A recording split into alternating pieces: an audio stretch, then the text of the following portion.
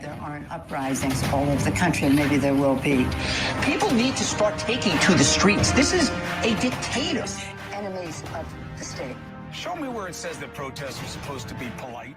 Hey, welcome everybody to another episode of the Rebel Alliance podcast. Today is episode number 59, I believe.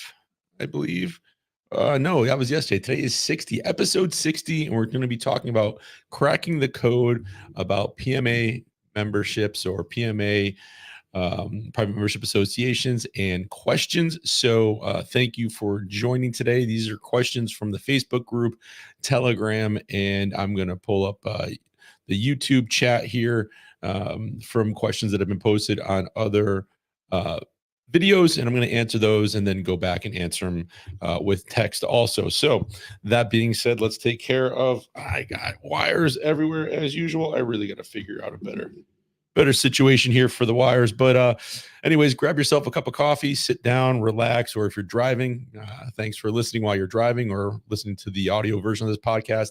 And let's get some of the housekeeping out of the way. First things first, we have some updates on the websites. East Coast PMA is still down. It's up, but there's crap code all over the place, basically. So if you need to purchase anything from the East Coast PMA website, please feel free to reach out to me directly so we can make that happen.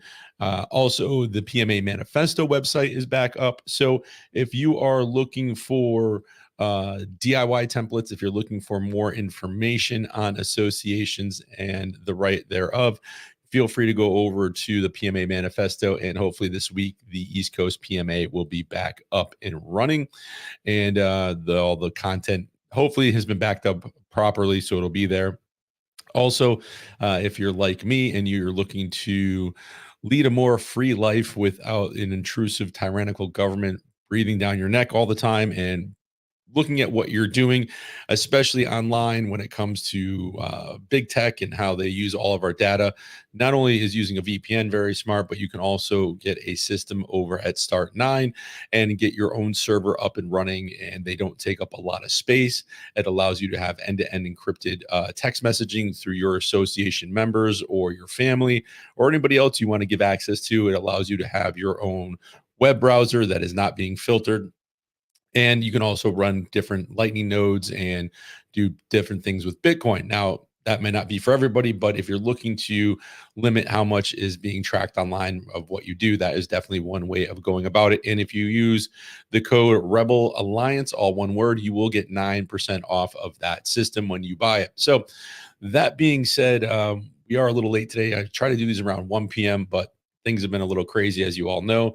And I'm going to turn on the comments here.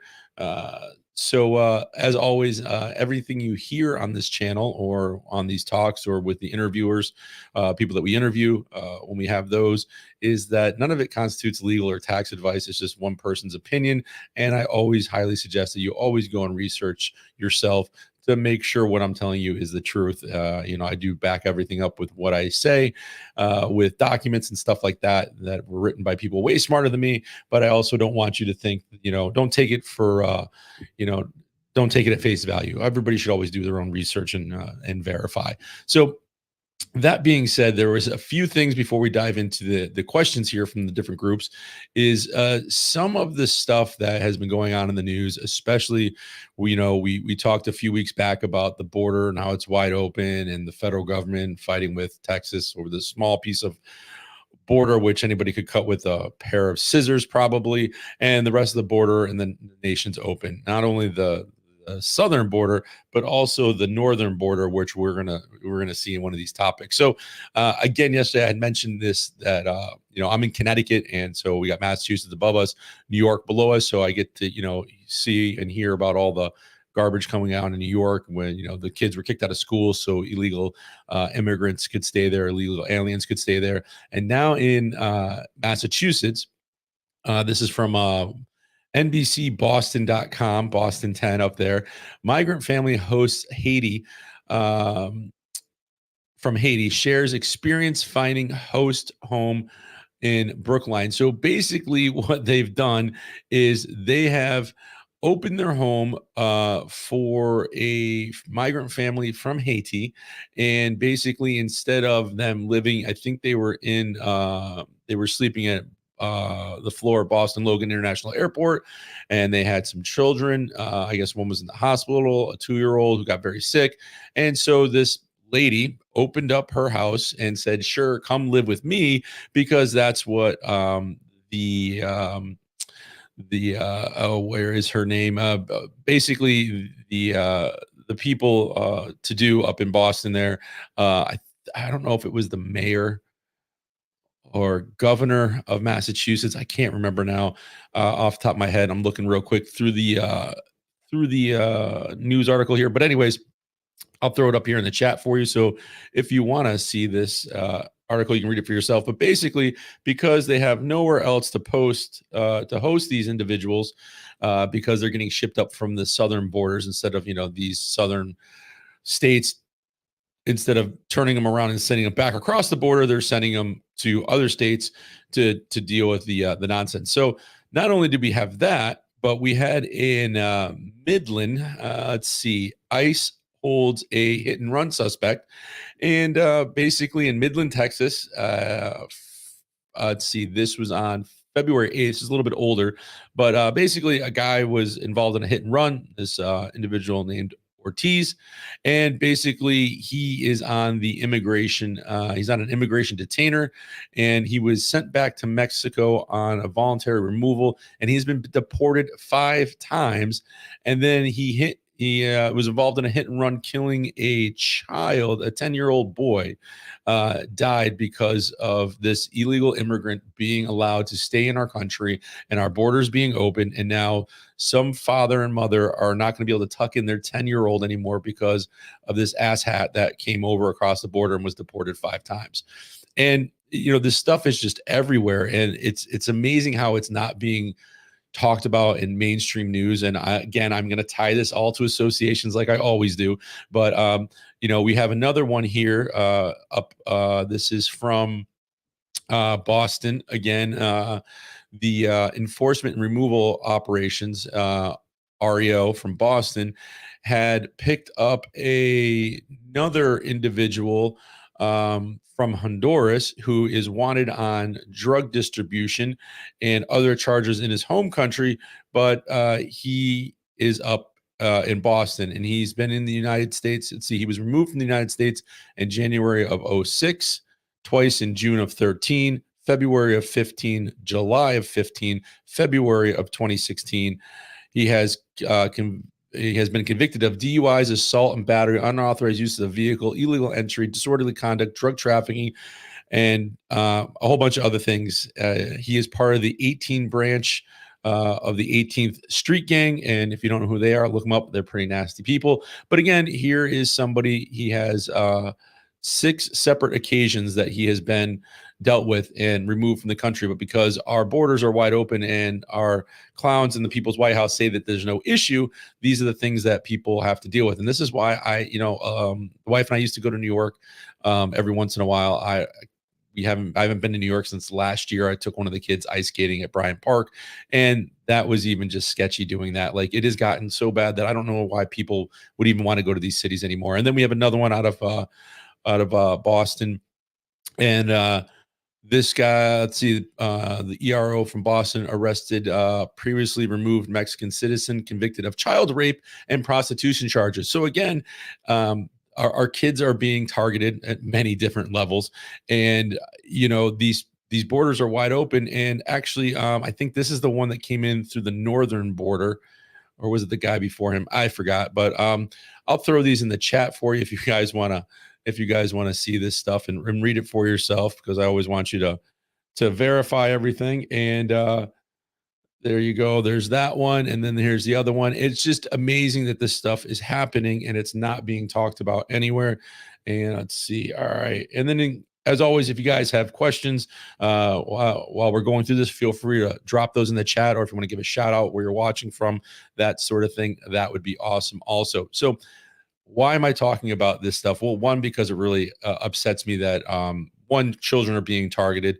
2, our borders are wide open and are running amok, and we're more concerned about a proxy war in Ukraine and securing their borders than taking care of our own people and securing our own stuff. And then don't even get me started about the veteran who was kicked out of his housing for illegal immigrants up in New York. So that being said, why am I bringing this? Why am I bringing this up? Because we need to start having more associations locally get started, whether it's just for community building, or maybe it's to help each other learn different life skill sets, whether it's permaculture, gardening at a real basic level, getting started, to somebody that can show you how to, change brakes on your car, I think it's gonna, we all, well, I shouldn't say we all, but the majority of the people that I talk to are all looking for that parallel economy. And Gab has their new Gab Pay. I think it's called Parallel. You have Liberty Dollar, you have crypto, Bitcoin, Lightning payments. There's all these different aspects, but I think what we really need is to start having these associations get formed, bringing people together, and not just coming together to bitch and moan about things, but to say, hey, listen, let's actually put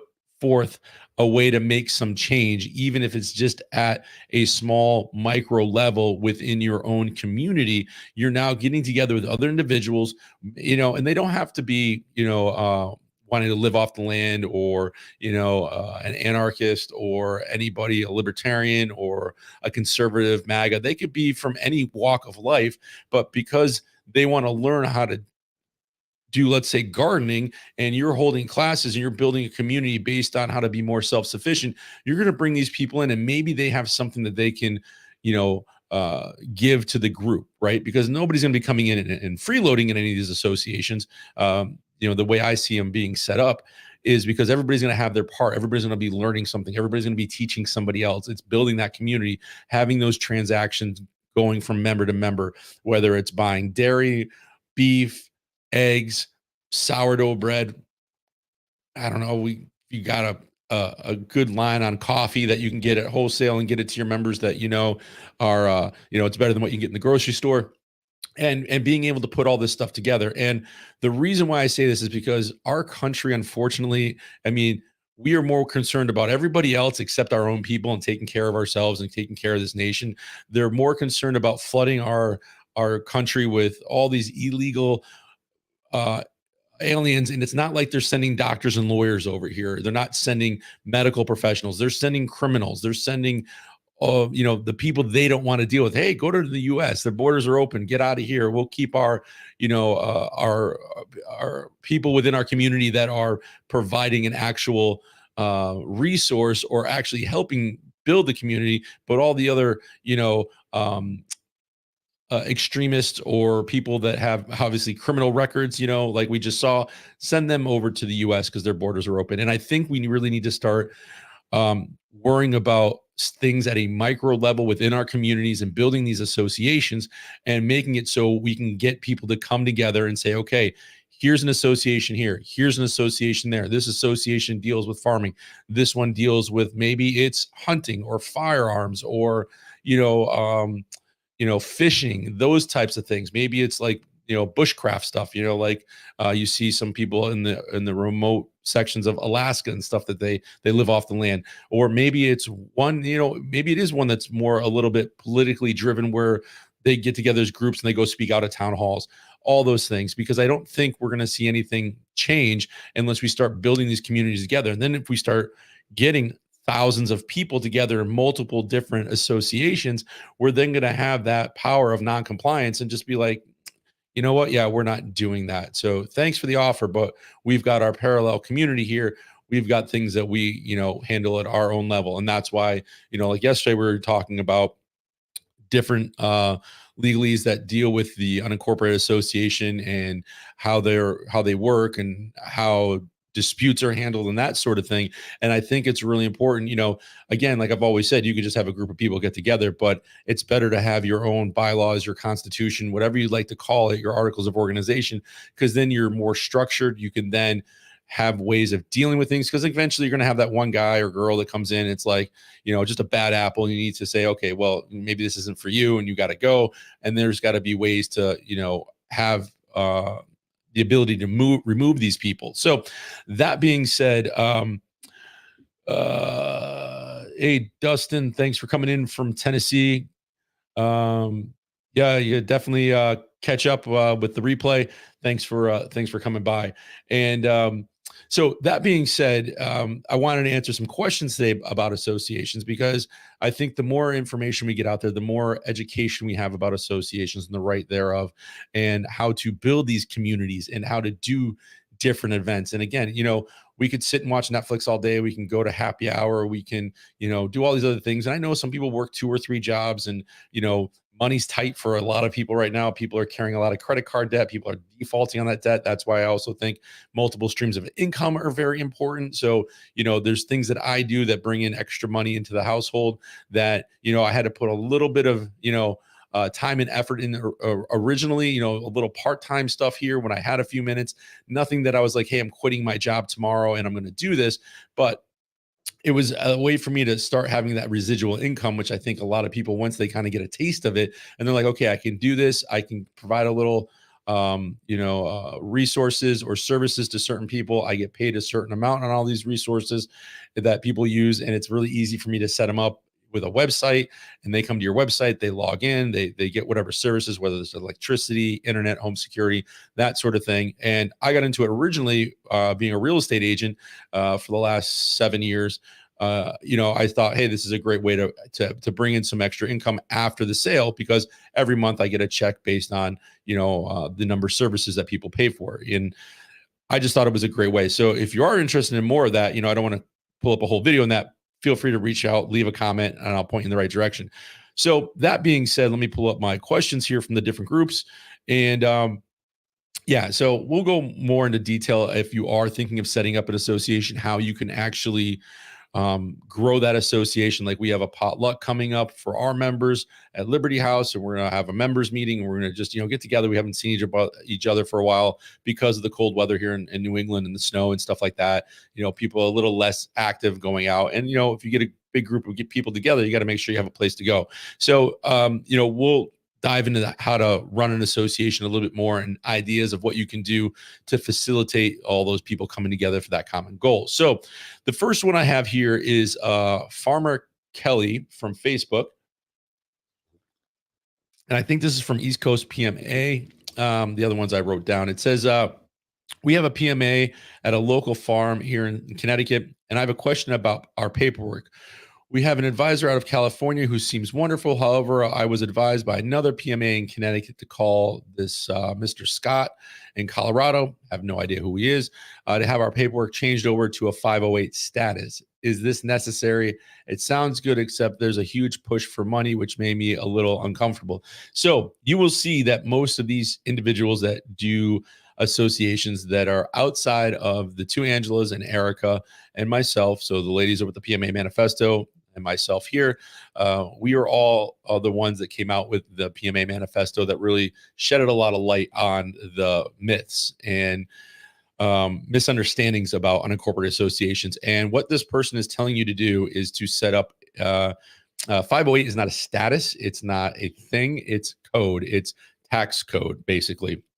Or it is tax code, and it falls under the 501c3. So if you were to have this tax code status or the tax status of a 508c1a entity, you would have to be a church, synagogue, or mosque. They use the term church to kind of cover all those things, temple, anything like that.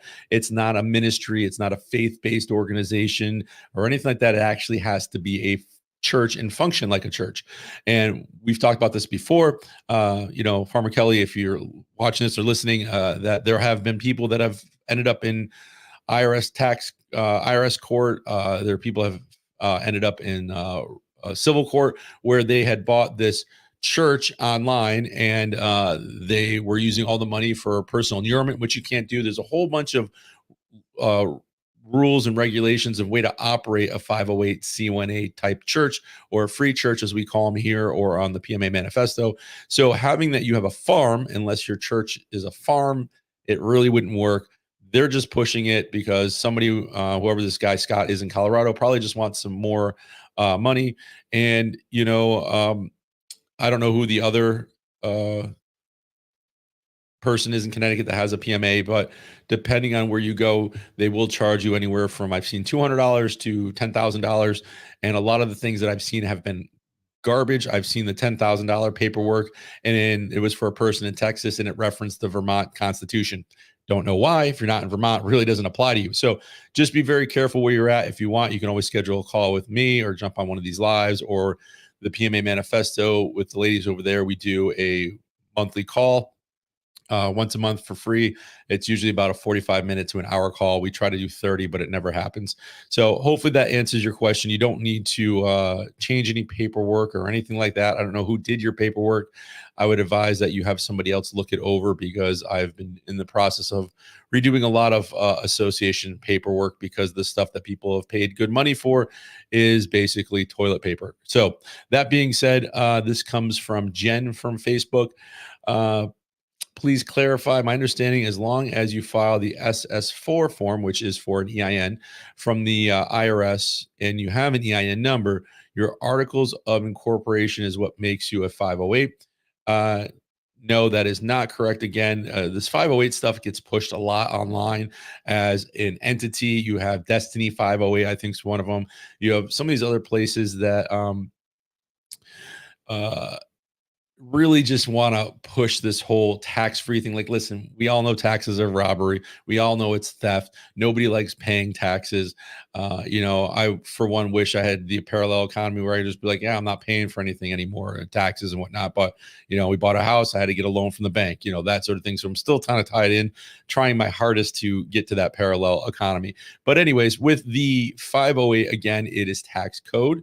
It is not a status or anything like that. It's just saying that you as a church are exempt automatically from the IRS based on a 508C1A tax code. And that tax code explains exactly what you need to do in order to be in compliance if you're going to be asking for permission from the IRS to be tax exempt.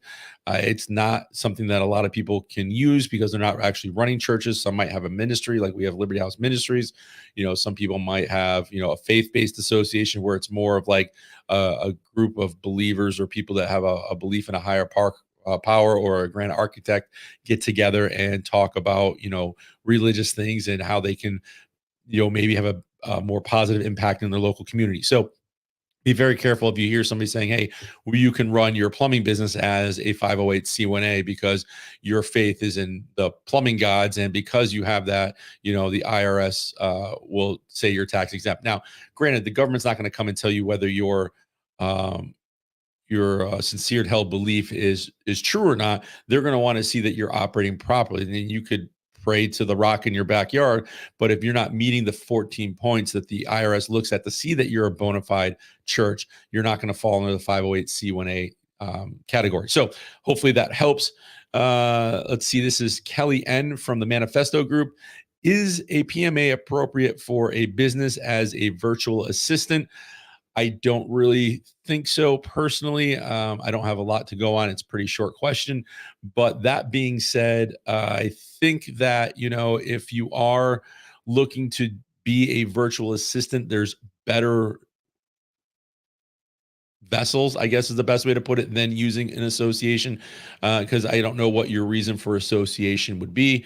You do have to have that common goal of two or more people coming together to have the association. So I kind of touched on this yesterday. We will be talking about unincorporated businesses in a little while, and hopefully this week, and how the legal system looks at those. So if you don't want to have an anonymous LLC out of Wyoming, which we have one here for the homestead, I think they're great, because maybe you don't want to register, who the owners of that are with the new IRS or the new federal website. I got to really write that down because I keep forgetting the name of it. And it's basically the same information that's at the state level. So, so they can target conservatives, probably is what they want it for. But there are other vessels that you could use. I mean, personally, if you were just starting off as a virtual assistant, I might be able to use your services. I've had a virtual assistant before in the past, and it was great for my real estate business. But maybe just starting off as a sole proprietorship, something like that. If you're not really worried about being sued or anything like that, you may not need to spend the money on an LLC. If you did use an anonymous LLC, then I would say do it out of Wyoming, it's like $160 with a registered agent, and it's very quickly and easily done online. And then if not, then maybe you want to look at an unincorporated business trust, but I don't know if that's necessary either, depending on how long you've been doing this for and the type of assets and that sort of thing. So hopefully that helps. Lolita, I hope I got that right. This is also from the Manifesto group. The Manifesto group, I got to say, is pretty active. If you're not on there on Facebook, jump on there. Erica admits people every Wednesday. So I think she might have already done it today because today is Wednesday. Oh, and happy Valentine's Day to everybody. Totally forgot to say that off the beginning. Hopefully you got your cards and all that fun stuff. Crappy waste of money. I don't know. I still get cards for the wife and stuff, but I just think, it's just one of those, you shouldn't need one day to tell somebody how much you love them, that sort of thing. Anyways, back to the question. Hi, everybody. I need to open ASAP an LLC, PMA, and eventually a nonprofit for an Oglala, South Dakota native Indian for his spiritual practices all over the U.S. His address is in PA at this point. I know how to open a simple LLC, but I do not know how to do the PMA in the same time. About the nonprofit, I have multiple questions because it is not and will not be a church. Their original spiritual way of life do not qualify like a church, and we do not want to change it. I really appreciate all the input and maybe a private conversation with me and him. Thank you. Yes. So this is definitely something because I have a bunch of questions about this anyways. But I'll try to give you like the 30,000 foot view if you're watching. Because I don't think I posted this in the Manifesto group that I was going live today. But anyways, hopefully you can see the replay. But yeah, you could definitely open up the LLC again. Like I would say, do it in Wyoming. You don't have to be from Wyoming. It's just, I like the whole privacy aspect of it. Being native, let's see, Dakota native, let's see, spiritual practice of the U.S. You could have a PMA set up. It could be nonprofit. I would point you to the Unincorporated Nonprofit Association Act that really lays out how associations that are nonprofit are looked at and treated. You could be a 501c7, which is a social club. But again, there's a whole bunch of stuff that goes into that. So, yes, you don't have to be a church. You don't have to try to fall under the 508c1a tax code. If you're looking to do something that is spiritual, there are other ways of doing it. But I would need to know a little bit more. Being a native Indian, I would think that there's some stuff based on if it's run out of a reservation or not. I'm not quite sure on that. I'd have to look into that more, but I would think that there's got to be some aspect of protection, being that they are Native American. That being said, or Native Indian. That being said, I guess I guess you could do the simple LLC, or have the LLC set up to handle any of the funds or transactions, stuff like that, and then have the association in the background. You could definitely do something like that, but I would definitely take a look at the Unincorporated Nonprofit Association Act. You can find it just by doing a quick search online. I would point you to East Coast PMA to download a copy, but again, that site is still a dumpster fire. So hopefully that helps. I do have other questions. So if you would, if you're over at the PMA Manifesto, you can find my information over there, or any of the Angelas or Erica. They'd be able to answer stuff for you too. I think that, just like, is this going to be online? How's it going to be facilitated, I guess, is kind of some of the other questions. But anyways, I don't know if that helps much, but yeah, you can definitely set things up and do things as a nonprofit without having to be under the 508c1a tax code. All right. So this came in from Freddie from the Manifesto group. Initially, my interest in PMA was that I could privately contract with members to deliver services that would otherwise not be permitted to be offered to the public without specific licensing by state boards. After reading the manifesto, it has convinced me this is not the case. that if I did make offerings to members of my PMA that were otherwise prohibited to be offered to the general public without censor, I could be stripped and even legally prosecuted for such at the whim of the government agencies. Seems like the Amos Miller case in PA is proof of this. I have been buying raw dairy from him for health purposes for some time, yet now he's prohibited from selling these to me by PA authorities who claim it's against public health guidelines, etc. So, all right. So let me take. I don't know what you're going to be offering the public, and as long as it's not illegal, it's something you can do within an association between you and your members. And the biggest problem is um, the governments, whether it's local or federal, are not going to like that you're doing something and having that self custody, that the um, the ability to meet with your members and to act as a republic and do things that are to the benefit of your members. So you are going to be tried, you are going to be challenged. And the thing with Amos is his association was very large. It's what we would consider an expressive association. And the government has more of an interest in expressive associations and what goes on. However, if you have an intimate association, smaller members, maybe you have a couple different associations set up, and it's between you, them, and the fence post, there really shouldn't be any issue from the government coming and knocking on your door for whatever it is you're doing. Now, if you're doing something completely illegal, then that's a different story. Like you've heard me say on here 100 times before, if you're running a brothel and it's not allowed in your area, if you're selling fentanyl and you're telling people, hey, you can cure a headache with this, that's a different story. Those are all illegal activities and they're not lawful. So the government can come in with their police powers and say, hey, for the better interest of the people, we need to shut this down because you're violating these laws. And this is where we see a lot of pushback with education associations, is because one, they're not in a school. These education associations are not licensed. We see a lot of pushback because now it's, oh, for the best interest of the children. Oh, this could happen. Oh, because we don't have our hand in the cookie jar, being a regular a part of the government that regulates things. Now we have to make sure that there could be harmful things happening to these children, even though it could be a group of families on the street, and one mother or father takes all the kids and educates while the rest of the parents go to work. So yeah, I don't want anybody to associations have their place, unincorporated businesses have their place, unincorporated business trusts have their place, trusts in general. There's all these different ways of doing things, and unfortunately I don't know exactly what you're going to be offering your members.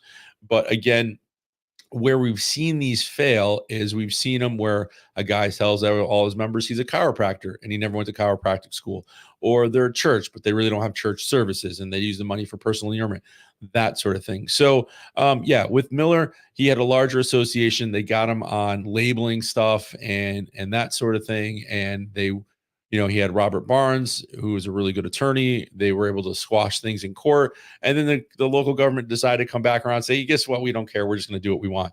And this is where we need to start building that parallel economy like he was doing, Amos, and, having it where we could have 10,000 people turn around and be like, yeah, no, we're still going to buy from him. And there's nothing you can do to it. Because really the only thing that they can do to us is cause discomfort or pain. They have that one thing where, hey, if you don't do this, you're going to go to jail. Hey, if you don't pay this fine, you're going to go to jail. They only have this one tool to really threaten us with. And if there's too many of us, then they really can't use that. Now, that being said, I would definitely, Freddie, if you're listening to this, talk to one of the ladies over at the PMA Manifesto or myself and give us a little bit more details on what you're looking to do and what exactly you're looking to offer people. So this comes from Michael from the Manifesto group also. He says, just asking basic stats. It's kind of a weird message. PMA, number of PMAs filed, number of PMAs taken to court, number of discharges, number of discharged PMAs, refused at county, state, federal levels, stuff like that. Just learning questions. 325 members active. Okay, so lot of hashtags or pound signs, as we used to call them. So I don't know how many PMAs are out there. I don't know how many have been taken to court. The ones that do go to court and win, you really don't see that stuff anywhere. It gets buried unless it's a really large case like Amos. And even that stuff's kind of hard to find sometimes. I don't know how many discharges or anything like that. What I can tell you from my own personal experience being here in Connecticut, we've had a lot of education associations or ministries that have been challenged, and the state has come and knocked, and the EOC comes in and does their so-called investigation and stuff like that. And so far in Connecticut, we haven't lost at all. We've done very good because there are certain statutes that we can utilize in our favor. This also is Connecticut is one, I think it's 6 other states. I did a video a while back on the other ones that have very open religious freedoms as far as educating your members' children and that sort of thing. So as long as you're a religious organization here in Connecticut and you're not providing education to the general public and only your members' children, and your members know that you are not licensed through the early childhood licensing or education license department, whatever the heck they're called, then you are okay to operate and they can't really do anything. You're exempt from a lot of stuff. Now, it's not like that everywhere. Like I said, there's like 5 other states.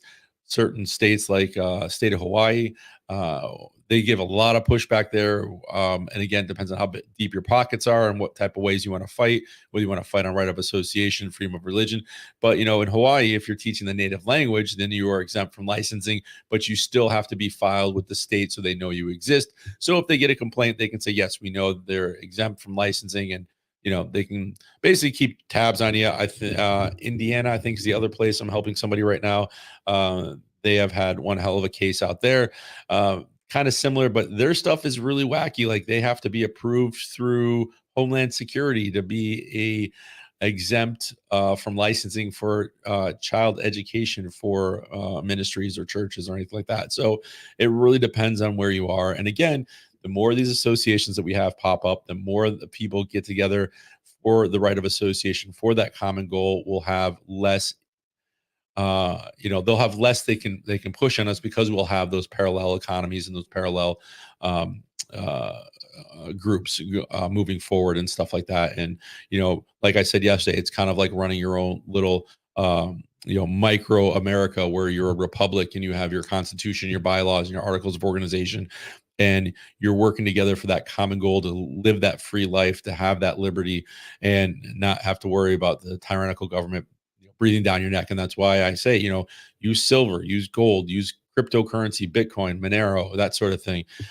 Straight up cash is always good too. That's the less that they know about. We're so quick to pull out our debit cards, and if I'm using a debit card, it's going to be my fold card anyways, because then I get sats back for purchases I would normally make anyways. Like today, I did a $100 gift card I purchased for Amazon because I had to get some stuff off of Amazon, and I got 4,000 sats back. And that's, sats aren't worth a lot right now, but as there's less and less Bitcoin, those sats are going to go up because they're micro parts of a coin. And anyways, I think that if people aren't using these alternative, whether it's the parallel pay system through Gab, or if it's, Liberty Dollar, straight up silver, you're exchanging it yourselves, or if you're using, lightning payments, stuff like that. I think that you really need to kind of open up and look at all the opportunity that you could be missing out, and ways to keep things more private. So when it says, being filed, PMAs aren't filed anywhere, Michael. If you're new to all this stuff, they are private documents. Your constitution, bylaws, articles of organization, whatever you'd like to call them, your membership agreement, that's all for you and your association. And the only time those documents come out really is when somebody's being challenged about the validity of their association. So there's no way. I mean, you could go online and look for associations. You might find some here and there. I'm still working on a list that I've kind of put on the back burner of associations, because I think it would be great to be able to log on to the website or the Telegram group and say, hey, these are the associations in my area. I'm going to try to break them up by state, and then you can figure out how close they are to you based on where your state is. So another question we have here is by Anne, and it is, I went to my county appraisal district and explained that we will be transferring our property to our church PMA. It's either a church or a PMA. It's not both. I'm guessing your documents say church ministry or ministry church, private association, something like that. And if they do, please give one of us a call because those documents need to get fixed. They keep saying that they need a letter from the IRS on file for them to amend the tax record. Any thoughts on how to respond to this? So first of all, if you could reach out to the IRS if you wanted to, see if they will give you any type of documentation. They may not. Other than that, I would go in with the tax code and show them, like, listen, we are a church. We fall under the 508c1a tax code based on these 14 points to the IRS to show that we're a bona fide church. What exactly do you need? And maybe it's something that the church can write up. They're saying they need a letter from the IRS. Well, what is this letter? Is it a tax exempt letter? Because if it is, you don't need one because you're automatically tax exempt as a religious organization, as a church under the IRS 508c1a tax code. So that's how I would respond to that. There are other ways of going about getting a tax exempt letter. You can file your organization, your church in the state of Washington, and they will, I think it's like 25 or $30, will send out a verified copy that you are a tax exempt organization, blah, blah, blah. But I don't know if that's necessary. I think just explaining to them, and don't call yourself a PMA, please. You're either a church or an association, one of the two. So just make sure that when you're talking with them, you say, listen, we are a church. We meet regularly. Here's what the IRS refers to as a tax exempt church under the 508c1a tax code. You can show it to them. You can print it out. You can bring it in and be like, we are not even on file with the IRS because we are exempt because we are a religious organization. Most churches don't do that, so they're going to probably be a little confused. The town might have to look into it, but there's no reason why the church can't hold property just like the Vatican holds a ton of property, right? So hopefully that answers your question. And let me just see if we got anything in the chat. No, nothing in the chat. I'm not going to pull up Facebook right now. If there's anything in there, I will get over there and I will answer those questions. Let's see, on Facebook, YouTube here on the YouTube channel, is there anyone in Montana I can speak with in person, specifically in Billings, Montana? I don't know if there is. This looks like D Cook, if I got that right. Decock 45 maybe. Sorry, this was 10 days ago and I haven't answered it, but I will reply online also. I don't know if there's anybody in Montana. You can feel free to do a video call with me if you want, if you're more comfortable with that than just a regular phone conversation. But again, I don't know if there's anybody specifically in the Montana area. We did have one contact. I don't think she's doing anything with associations right now. She's got some other things going on. Let's see here. I came for the Death Star attack plans. Not sure what this has to do with overthrowing the empire. This is from I can't even read that name. It's pretty, I don't even, it's like gibberish almost. Anyways,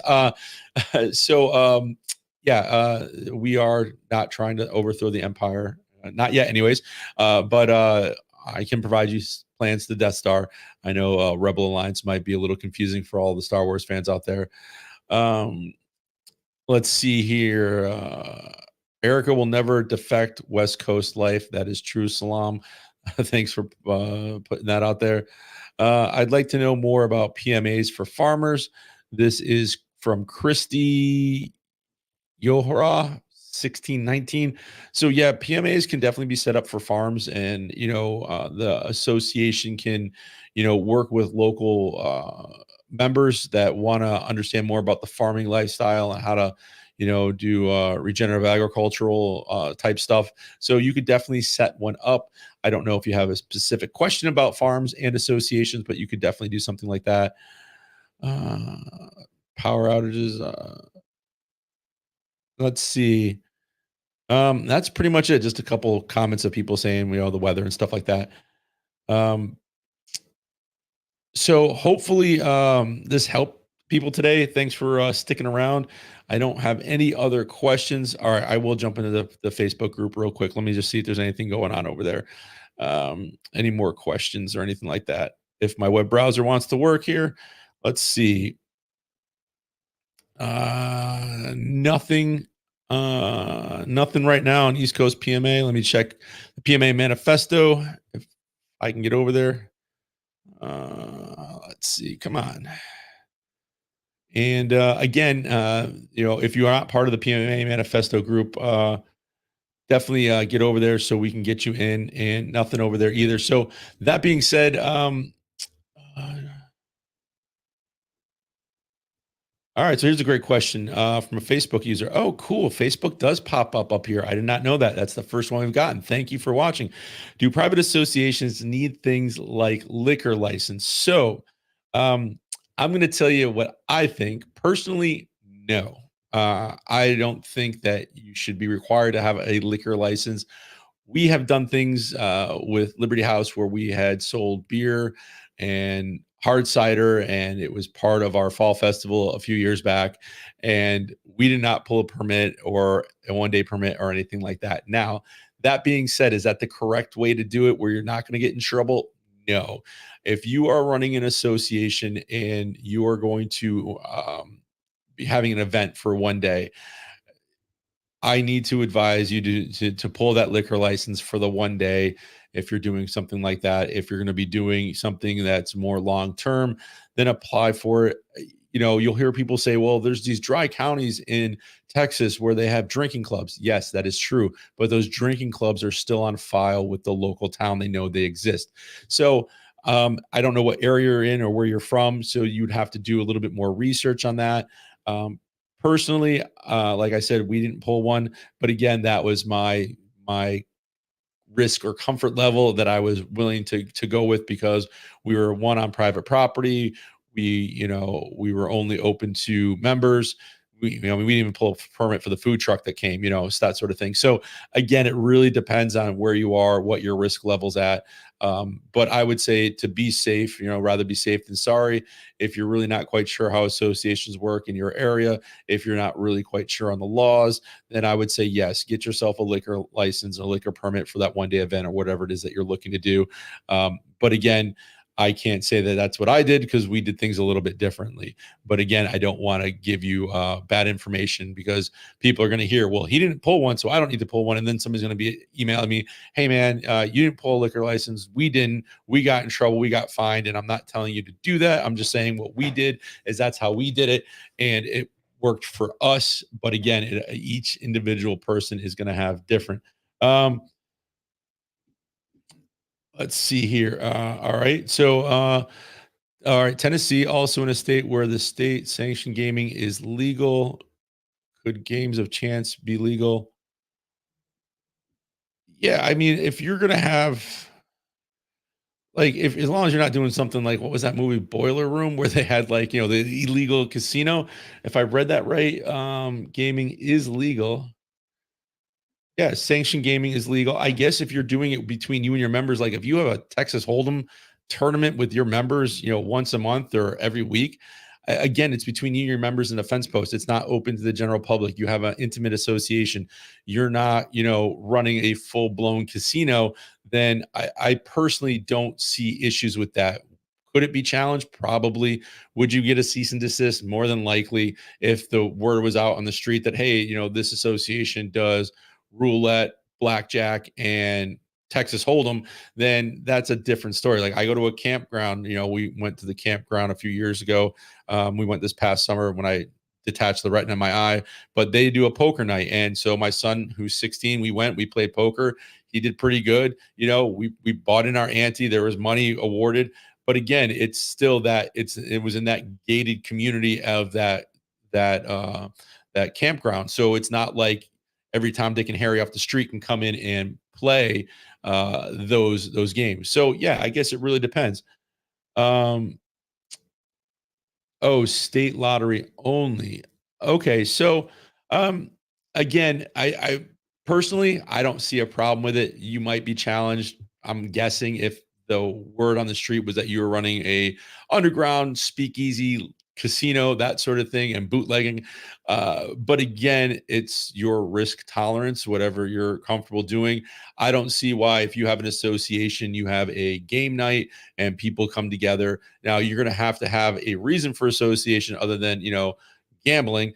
I personally would think there needs to be something else there, but within that group, there's no reason why you can't get together and say, hey, we're having a game night. We're going to do some blackjack, or we're going to have Texas Hold'em, that sort of thing. I don't know at what level you're looking at. If you're looking to like run like a bar or something, that might be a completely different topic and story. But thank you for the questions. I do appreciate it. Again, I don't know if that helps any, but again, one of the things that you're gonna see online is people talking about, hey, if you have an association, you can have a drinking club. You can pay $1 to be a drinking club, sign their membership agreement, and you can get a beer. Yes, that is true, but those places are still, like I said, on file. And I believe we cover that in the PMA manifesto, or maybe we covered that in one of our calls where we basically debunked that and said, yeah, there's a certain extent of it is true. But again, these people online want to cherry pick what they want to talk about, and they want to bring up these selling points like, oh, hey, if you have this, you can do that, you can do this. Now, I just told you, we did something very similar. We had a one-day event. We didn't pull a one-day liquor license or anything like that. We were meeting with our members. We were on private property. We weren't open to the public. We have an intimate association. And all at that point, it was still intimate. I don't think we had over 200 people come through the day of members. But again, those are what we felt comfortable doing. That may not be for everybody. And I would advise you that if you are kind of new to this, or maybe you're using a public place, or maybe you're renting a hall somewhere, then, or wherever you're doing it, then err on the side of caution and get that one-day permit or something like that. So hopefully that answers your questions. Wow, we are coming up on 51 minutes today. That is another long one, 2 days in a row. I guess I'm making up for lost time over this last week. And we will be back tomorrow. Thank you all for watching. There's no other questions, so we are going to close up shop today. I will see you tomorrow, roughly around the same time. So keep an eye out in the Telegram group, Facebook group. I will put it on the YouTube channel as a comment in the section where we can leave notices, a community section, I think is what it's called. So feel free to, jump in there and check for tomorrow. But we should be up and around at the same time, talking more about associations and maybe a little bit about planting and getting your garden started, because right now is when that stuff should have been done. Like, I'm pushing today to get my seed started. So until tomorrow, thank you everybody for watching and listening to the Rebel Alliance podcast. Tomorrow will be episode 61, and I will see you then. Peace. Uprisings all over the country, and maybe there will be. People need to start taking to the streets. This is a dictator. Enemies of